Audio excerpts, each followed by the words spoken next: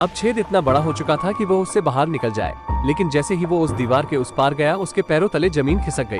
वो बाहर की दुनिया में नहीं बल्कि वैसे ही एक और कमरे में आ गया था। उसकी सारी मेहनत बर्बाद हो गई थी। वो निराश होकर पागलों की तरह लोहे का दरवाजा पीटने लगा। थोड़ी देर बाद उसकी नजर कैमरे में पड़े एक लाल ताबूत पर गई। उसने ध्यान से ताबूत को खोला तो उसके अंदर एक सुंदर सी लड़की थी, लेकिन उसने उसे जगाया तो वो बहुत बुरी तरीके से डर जाती है। वो आदमी उससे बात करने की कोशिश करता है, लेकिन पता चला कि वो एक दूसरे की भाषा नहीं समझते थे। वो लड़की डरकर उसी के पुराने कमरे में चली जाती है। वो आदमी बहुत थक जाता है, इसलिए वो उस ताबूत में ही सो जाता है। लड़की फिर से आकर उस आदमी को सुरंग का काम जारी रखने को कहती है, लेकिन आदमी बहुत थक चुका था, इसलिए वो काम करने की हालत में नहीं था। फिर वो लड़की खुद ही सुरंग खोदना चालू कर देती है। थोड़ी देर बाद लड़की को पेशाब आ गई और वो दूसरे कमरे की तरफ भागी, लेकिन आदमी ने उसे वही रोक दिया। वो इशारे से उसे समझाने लगा कि उसने 3 दिनों से पानी नहीं पिया है और उस लड़की का पेशाब उसके लिए किसी जन्नत से कम नहीं था। लड़की ने थोड़ा हिचकिचाते हुए उसके जूते में पेशाब कर ही दिया। अपनी जान बचाने के लिए उसे यह वाहियात काम करना ही पड़ा। पार्ट 3 के लिए लाइक एंड कमेंट करें।